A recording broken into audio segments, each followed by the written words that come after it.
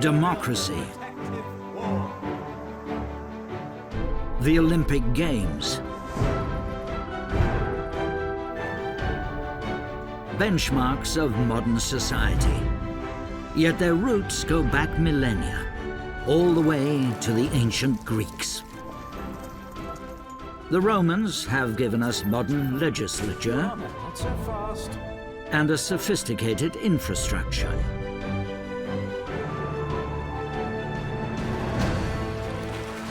While the Vikings established elaborate trading networks and discovered America well before Columbus.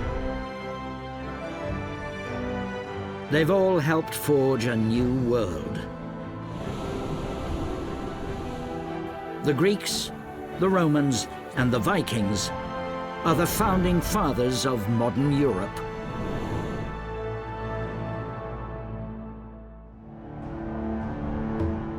The Vikings live widely scattered across the north of Europe. The Romans call the cold, rugged home of the Norsemen Scandinavia.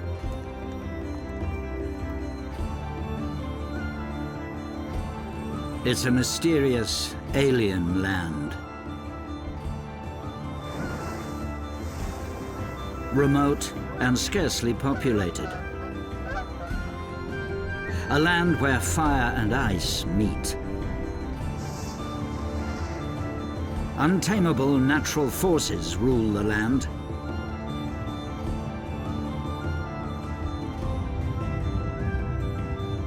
And it's surrounded by the cold northern oceans.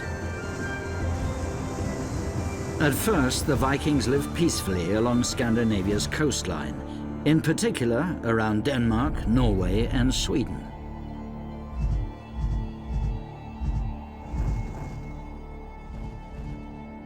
But before long, the Norsemen set out on their ships to terrorize Europe. Their story begins around 793 AD. Viking dragon boats suddenly appear on the coastline of the British Isles.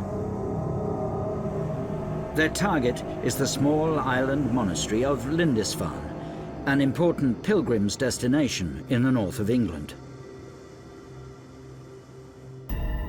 The monastery is home only to monks.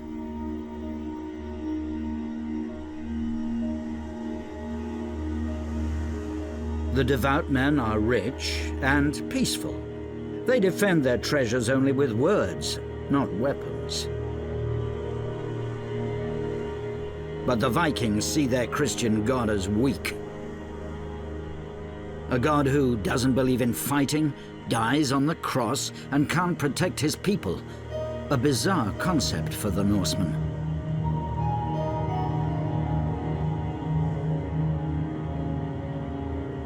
So the monk's valuable property is seen as an easy target for a Viking raid. The monastery is close to the sea. Once their ships have reached the shore, they want to attack quickly and out of the blue. It's typical Viking strategy. They don't go in for long-term planning.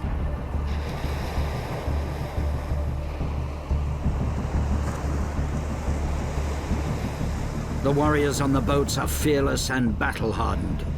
The momentous raid on the monastery is not their first.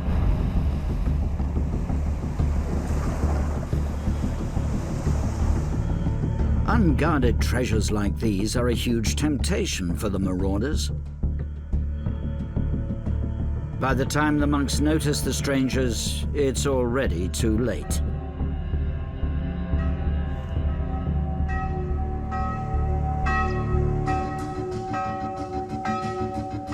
The raid on the monastery at Lindisfarne marks the Vikings' entrance into world history.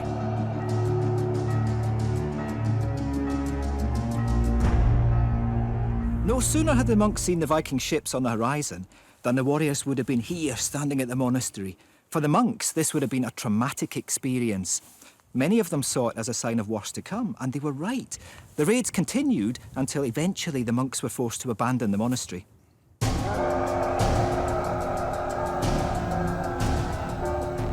For many people in those days, these tall, strong men who know neither fear nor mercy epitomize sheer terror. The Vikings are infamous for both their brutality and their bravery. The berserks especially push the boundaries of violence. They are the toughest warriors of them all, a kind of elite troop.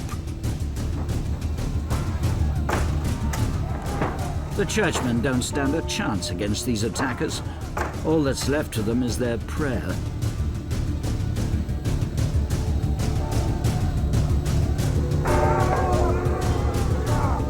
Most of them are killed.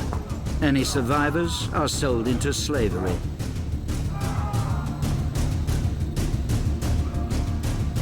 Back at home, the rich spoils will earn the plundering warriors power and honor.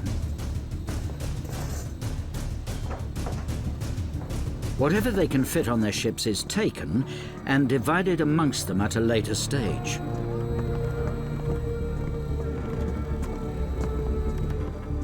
All they leave behind is death and destruction.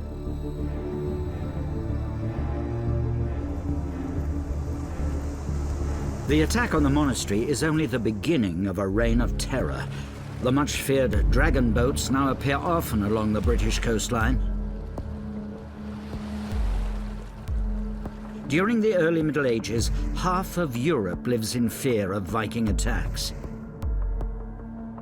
They're the most successful fighters of their time, even though their equipment leaves much to be desired. They don't usually own chainmail shirts, and their weapons are basic.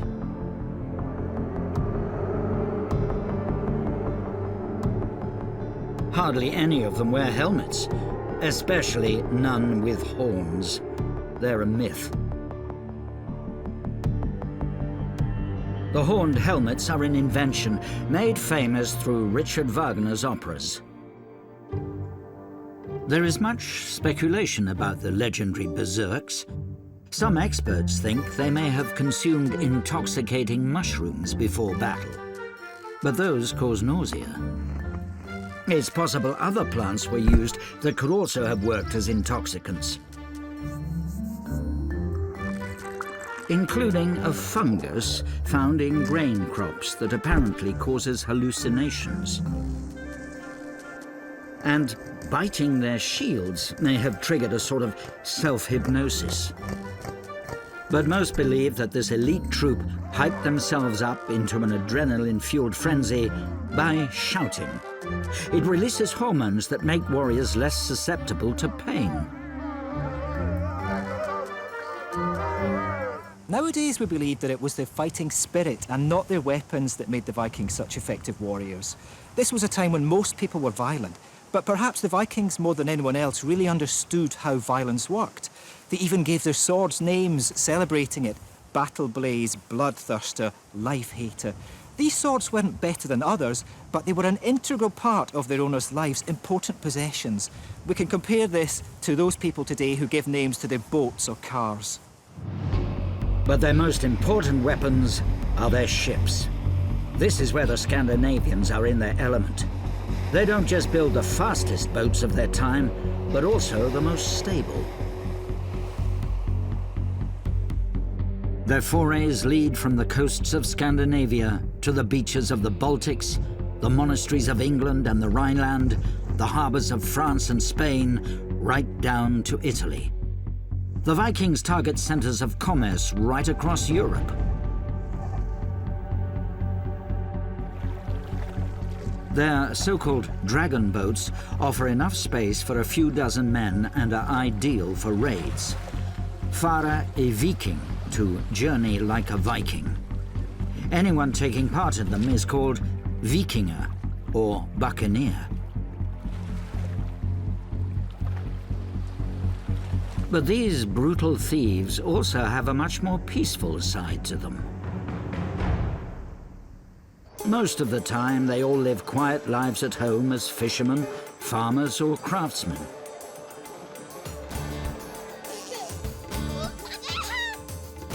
Their products are easily sold on the markets, especially tanned animal skins and furs. Some even make rune stones, but the majority live off the land, the sea, and the countless lakes. Their blacksmiths are famous. This is where much of their loot is smelted down, where valuable coins can be turned into jewelry. A typical Viking house is small and windowless. Large, long houses are reserved for clan chiefs and their families. At the beginning of the Viking era, the Norsemen know neither state nor kingdom. They're organized in large family clans with a leader, the Jarl.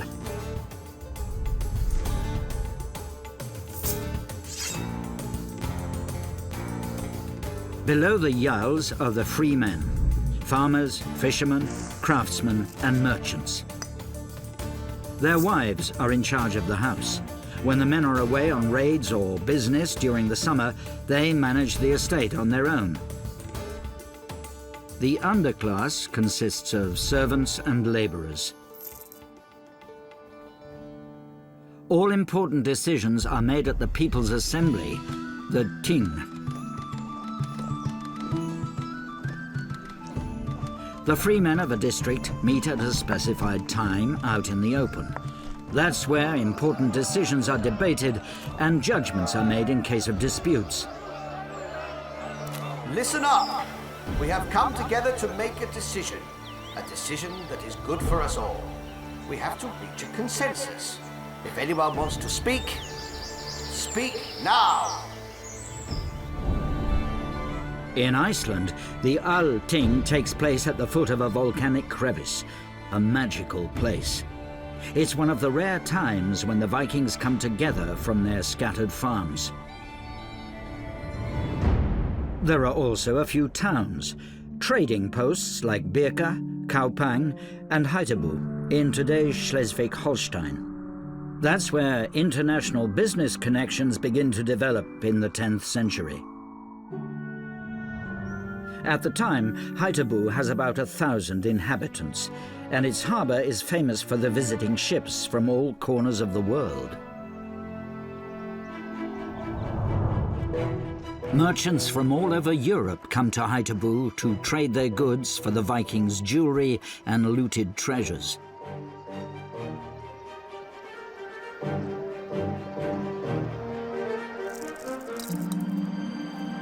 One Eastern merchant describes Haithabu as the big town at the far end of the ocean. The Scandinavians' raucous parties are infamous. The Norsemen like to drink. Getting drunk is even seen as a sign of masculinity.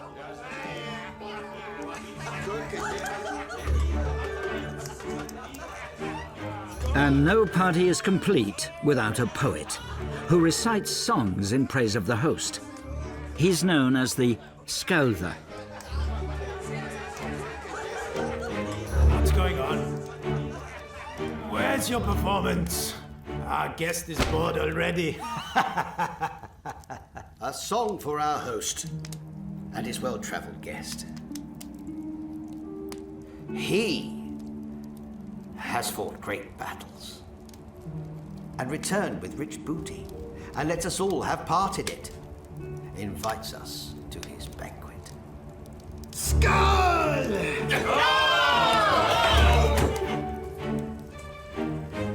He is well read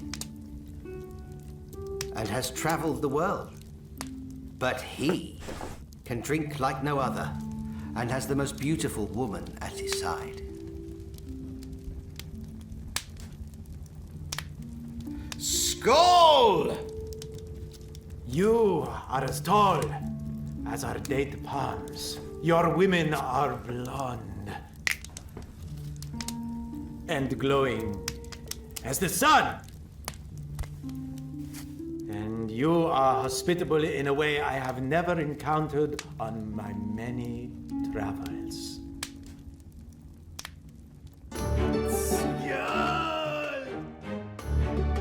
The Skáldas travel between estates to recite heroes' tales and verses. mainly in praise of whichever lord is currently playing host. For a long time, their stories are only passed on orally. Not until the 12th century are they also written down. The famous Norse sagas and Edda songs emerge.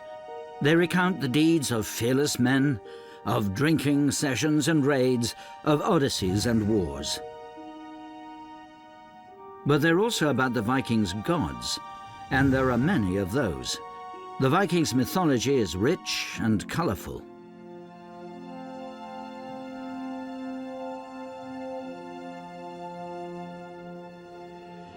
Their world is full of mystery.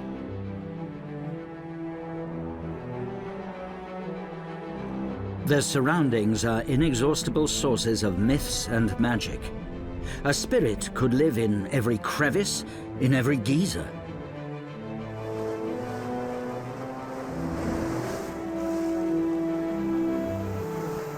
A giant could be at home in a volcano, or a dwarf could keep his smithy there.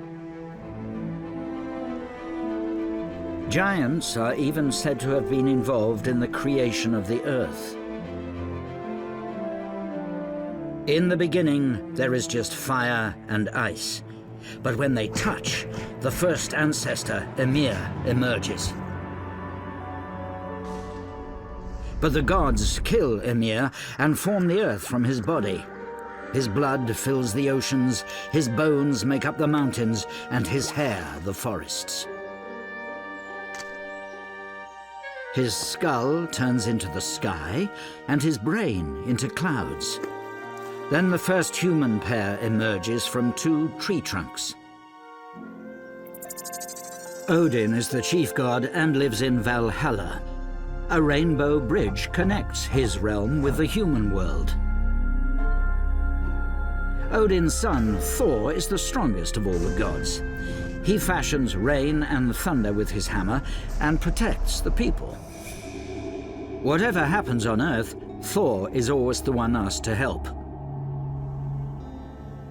But when somebody dies, people also consult the advice of magicians. Husbands and fathers often don't come back alive from their raids. Their families ask wise women for advice about what happens to the dead.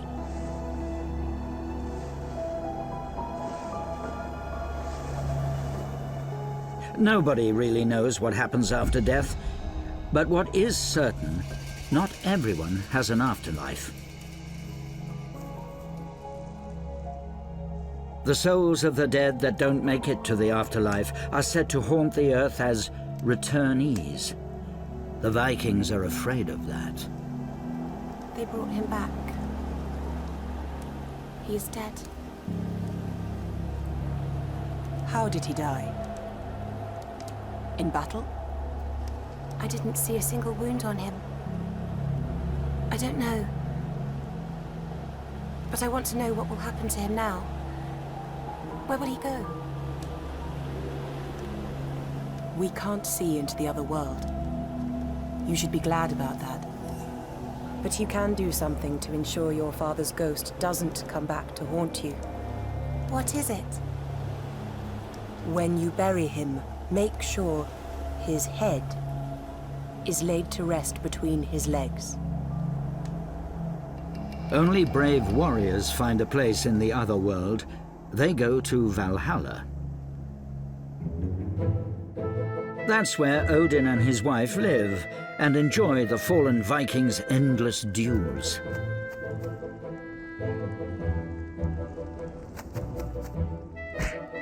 Here, the chosen few live on until the end of the world.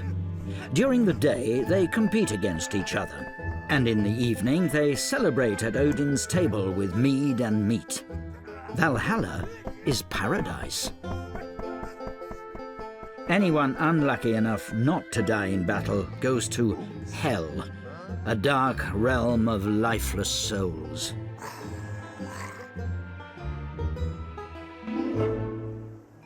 So anyone able to afford it buries their dead in style.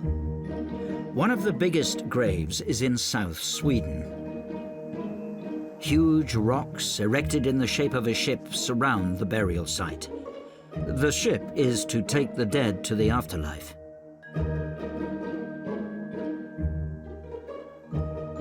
In 1903, the most famous ship burial site is discovered in Norway.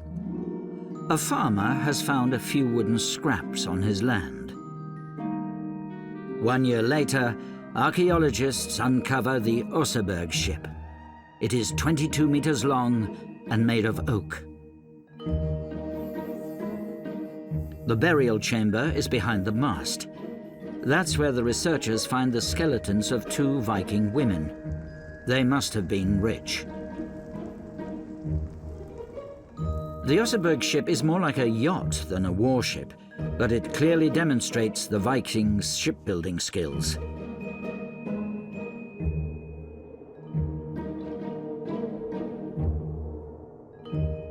A decorated cart and wooden sledge are part of the grave goods. Everything a Viking needs to live a comfortable life after death. The skeletons suggest that a very old woman was buried in the ship together with a young girl, probably a queen and her servant.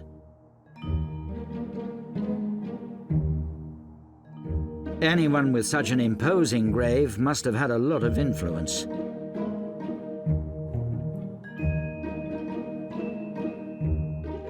Today, the Oseberg ship remains one of the most important finds from Viking times. We know surprisingly little about Viking beliefs because they didn't write anything down. The Edda and other texts were written down in the High Middle Ages, so they're not from Viking times. I don't think these guys were that religious, but instead very tolerant, just like Scandinavians today. 10th century, this tolerance produces a fusion of religious beliefs. This will help you. The Vikings are open to new ideas, and so Christian beliefs gradually infiltrate their magical northern world. Many of them soon own a cross alongside their heathen amulets. They don't see a problem in asking for Thor's as well as Jesus's protection.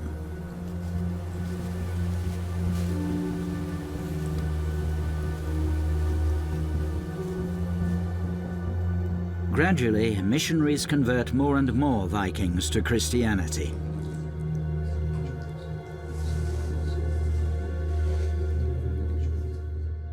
From the 9th century, German bishops sent missionaries to Scandinavia without much success.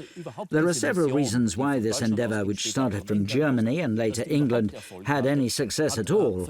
It has little to do with religion. On the one hand, all of Western Europe was already converted, and it was much easier for Scandinavian merchants to deal with Christian merchants if they too were Christians. And more importantly, Christianity offered a better deal for life after death. The Vikings only had Valhalla for warriors who died in battle, but for everyone else, Christianity offered life after death in paradise, as long as you lived a good earthly life. And finally, these small kings, chiefs and lords also wanted to feel as divine leaders appointed by God, like the great kings of England and France. This was a motivation for spreading Christianity from the top down.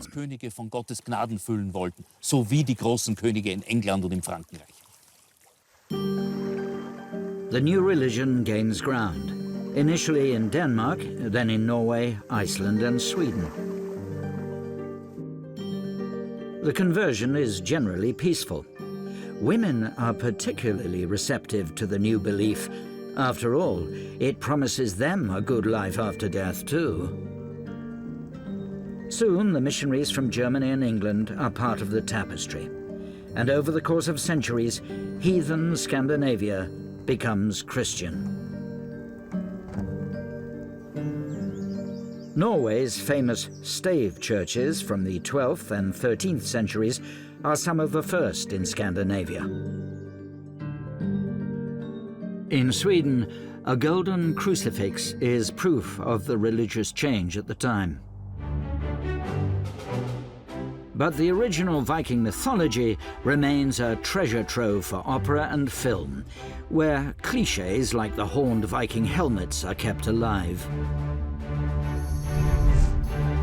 Tolkien's Lord of the Rings, for example, was inspired by the Old Norse sagas. Asterix and Obelix meet the Vikings. And the wild Norsemen still fascinate children as animated characters on TV. There's a lot of fiction in what is said about the Norsemen, but one thing is certain. The Vikings are great explorers. While some go on raids, others set out to find new land. The inhabitable and fertile land at home is getting overcrowded. Numerous families set out to find their luck beyond the known world.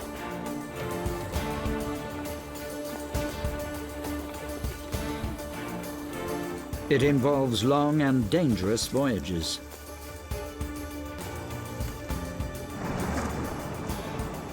The Vikings rule the seas like no others. Their ships, known as Knorrs, are stable and fit for the open sea. They safely sail them across the ocean and through stormy weather. In the 9th century, some Vikings leave the Norwegian coast and head northwest, past the Faroe Islands, and discover Iceland. The land there is less harsh than today and uninhabited. For many emigrants, these volcanic islands become a new home.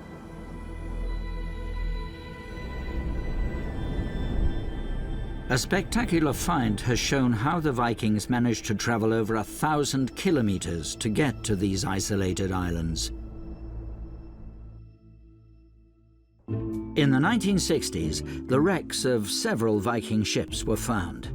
Today, they're on display at the Danish Ship Museum of Roskilde. The remains are over 1,000 years old and give an insight into the Vikings' ingenious shipbuilding abilities.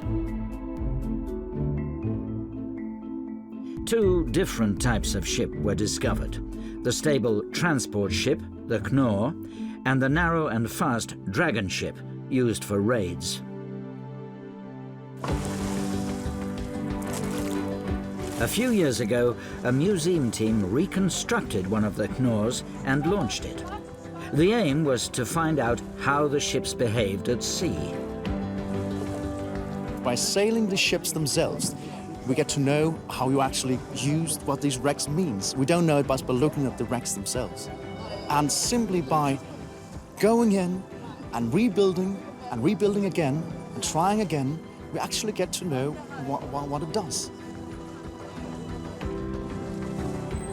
Every summer, the Sea Stallion puts to sea. The crew lives on board for several weeks to carry out their experiments. They try out all sorts of maneuvers and are surprised how fast and steadily the ship glides across the water, even when there is only little wind. I have the deepest respect for the Viking skipper, which have been sailing these ships for 1,000 years ago. Especially this thing that is a very simple construction of the sail, but at the same time, it's just perfect in balance.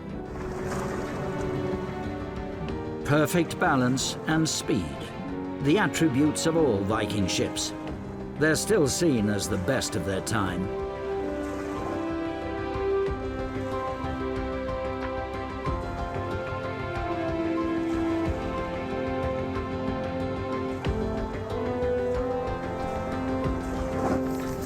During the building phase, the Vikings don't saw the planks, they split them along the grain, which makes them durable and elastic. The mast can be put up and taken down quickly, essential if there's a sudden bridge behind a bend in the river or the crew has to row. The sails are adjustable, so they can tack against the wind. and the ships have a very shallow draft. The time of the big voyages always begins in early summer, when the fjords and coastlines are free of ice and snow.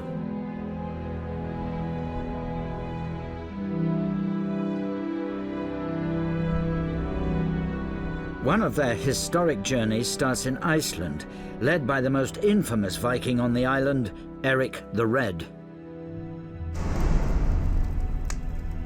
He's quarrelsome and hot-tempered. Several men lose their lives at his hand.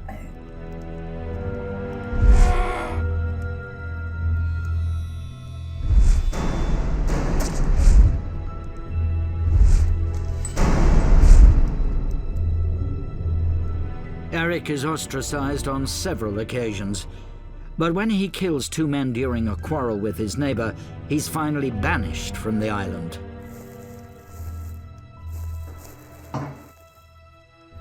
This is how Eric the Red paves the way for later discoveries, even if his motivation is not the search for adventure.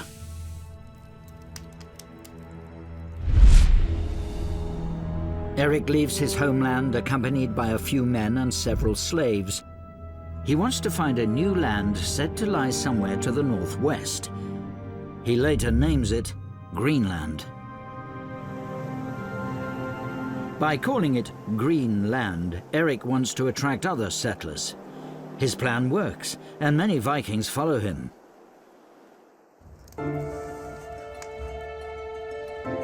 Leif is Eric's firstborn son. He's said to be a happy boy who dreams of exploring the world from an early age. A story he hears in his father's house stays with him. An Icelandic merchant is said to have drifted off course on his way to Greenland. Apparently, he reached a land much farther west. Explorer's blood clearly runs in the family. Leif is gripped by a thirst for adventure. Many years later, he sets off with his own ship to find this mysterious land.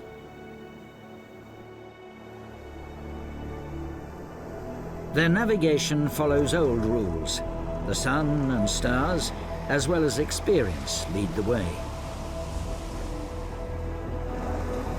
Despite the threat of storms and huge waves, Leif's crew penetrates ever further into unknown terrain.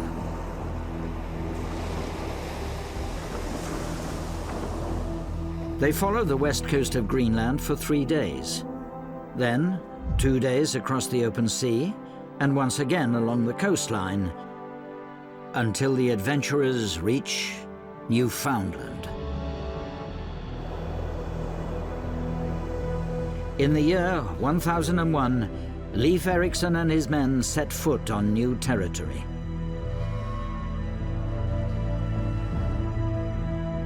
None of the Greenlanders has any idea that they're standing on American soil or that they're making history.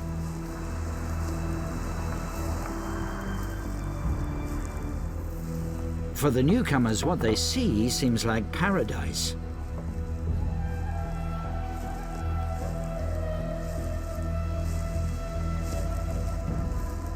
They later describe the land as green and covered in flowering meadows. They call it Vinland.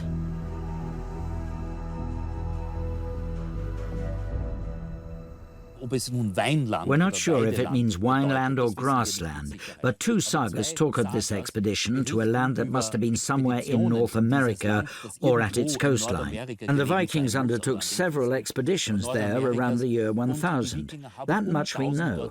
And also, monastic texts from the High Middle Ages describe exactly where this land in the west really lies.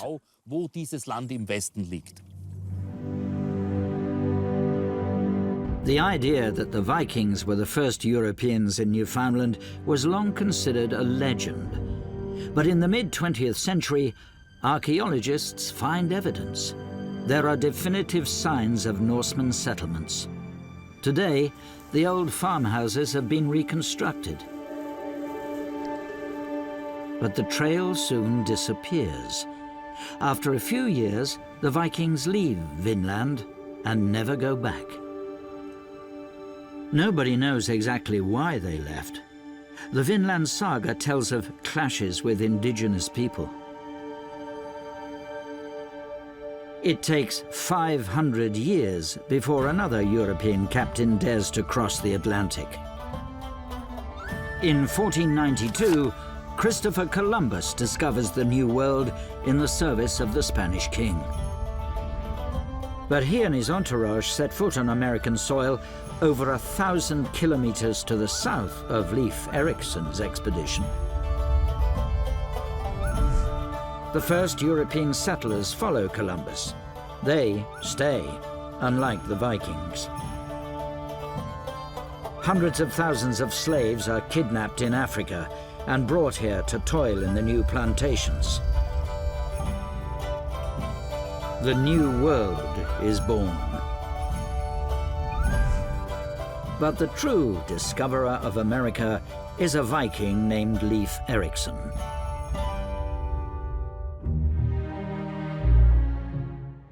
Numerous finds are evidence that the Vikings didn't just go west, but also east. They include Arab coins found on the Swedish island of Gotland.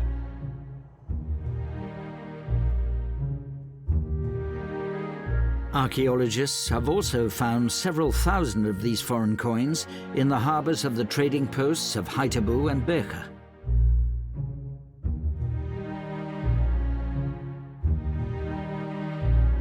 Starting in Scandinavia, the Vikings build up an enormous trading network. They penetrate further and further into what is now known as Russia. Their aim is to reach the capital of the Byzantine Empire, Constantinople.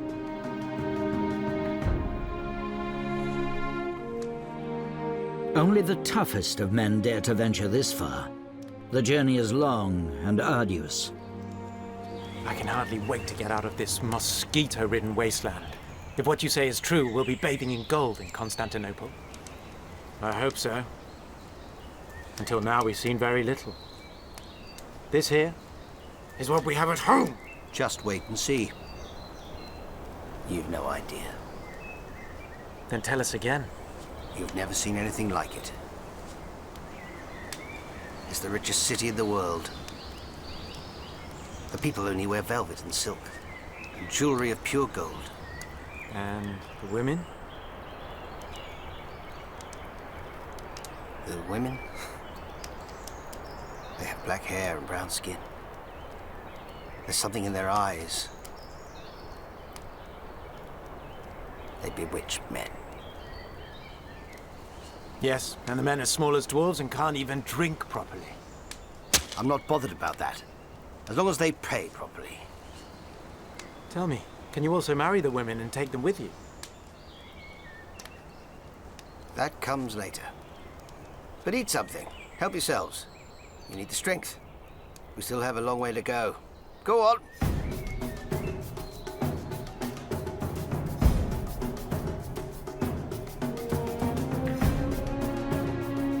The journey from Russia to Constantinople is especially difficult. Ships and crew have to get through forests, conquer rapids, river banks, and deep swamps. It's a logistical nightmare. To traverse the enormous land, the Vikings at times even transport their knorrs across dry land. They develop a simple but effective method. When necessary, the Norsemen pull their boats along across wooden beams. Since Viking ships have no keel, they can't tip over. But they're heavy, and it often takes days before the men can return their boat to water.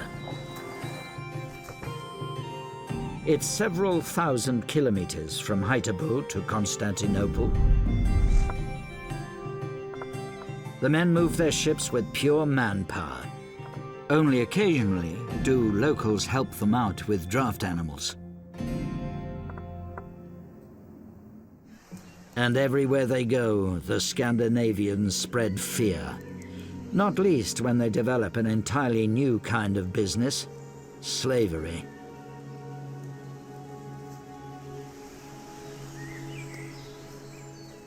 In the forests of Russia, there are neither rich monasteries nor cities that might be worth plundering.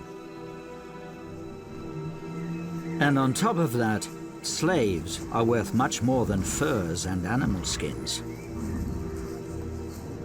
Not even children are safe from the Norsemen. The locals meet the traveling traders unsuspectingly. It makes them easy prey.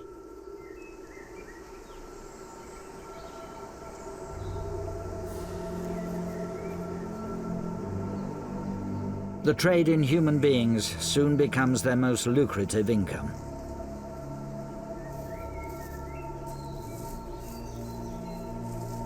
The Vikings unscrupulously hunt people down to sell them as slaves on the markets of Constantinople.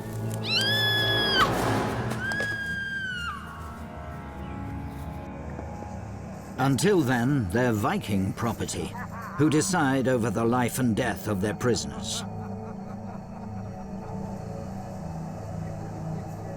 Over the course of centuries, thousands of people disappear forever somewhere on the slave markets. Constantinople is the target of all Scandinavian merchants. In the Middle Ages, it's the most important trading post between Europe, Asia, and the Near East.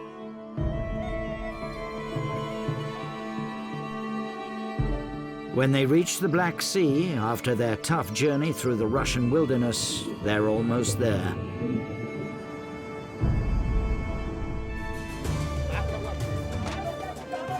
There are incredible stories about the metropolis on the Bosporus, where East meets West, and people from different religions live together.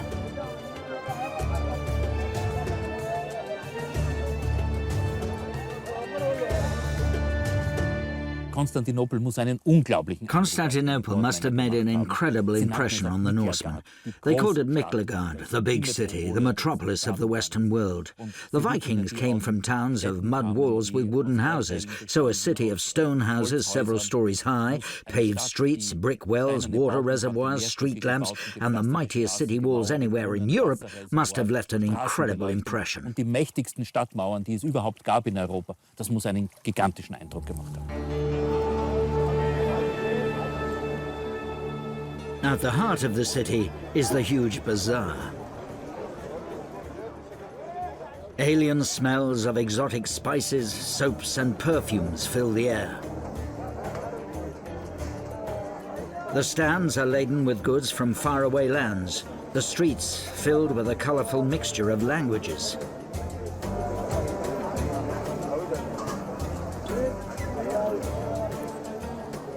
The Vikings always make lucrative trades here.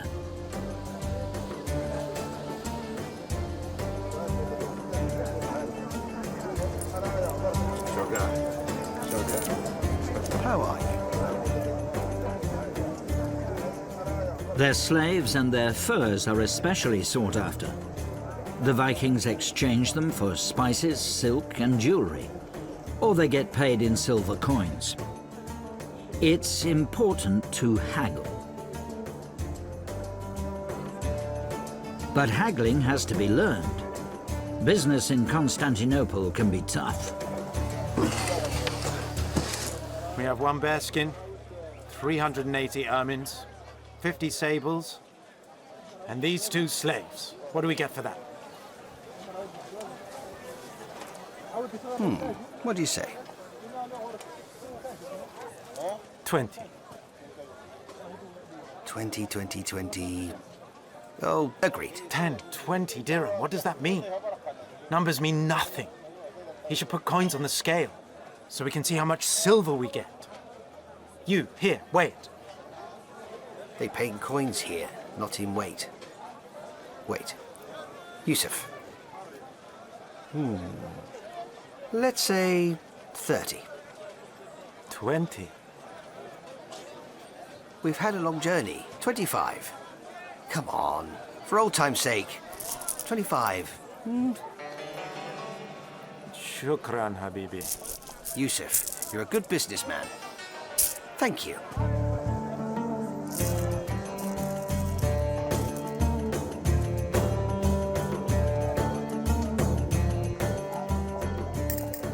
Their constant business trips through Eastern Europe leave their mark. Over the course of centuries, Swedish Vikings repeatedly found and conquered towns. They're almost always important trading posts, such as Staraya Ladoga, Novgorod, and Kiev. The conquerors from the north are known as Rus. It's also the name of the first Russian state, founded in the 9th century by a community of people that also includes Vikings. But Russia is not the only state with Viking roots. In the 10th century, Vikings attacked the mouth of the Seine so frequently that the territory is eventually left to them. Known as Normans, they soon gained political influence.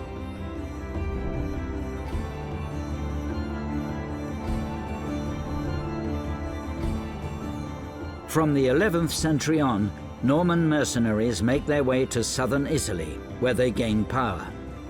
After conquering Sicily, they redesign Palermo as their capital. In Apulia, they erect numerous buildings in the Norman style. And even the German Hohenstaufen King Frederick II, who builds the Castel del Monte, has Viking blood. In 1066, William the Conqueror defeats England and is crowned the new king. He too is a descendant of Vikings. The Vikings left us a new, bigger Europe. They founded cities like Dublin, York, and Kiev. They also founded states, not just Normandy and Russia, but also the medieval Norman kingdom in the south of Italy. And they settled new lands like Iceland and Greenland. It means that they pushed Europe's horizons further out and left us a bigger Europe.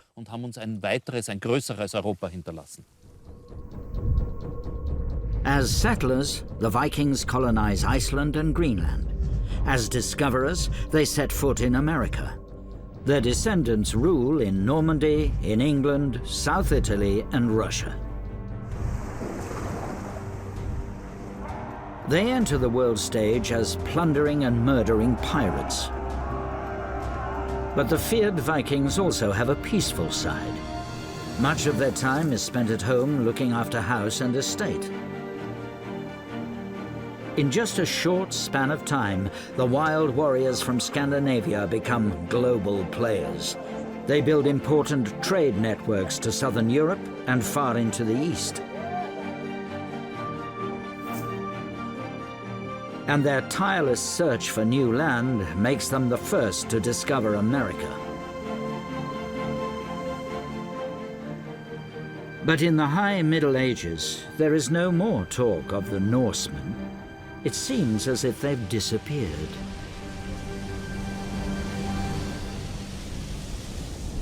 The Vikings make a very sudden, a very dramatic entrance into the historical record.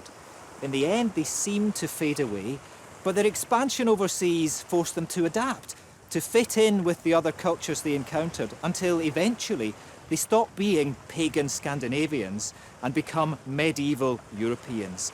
Around the year 1000, they established the three great kingdoms of Denmark, Norway, later Sweden, which still exist today on a par with Britain and France.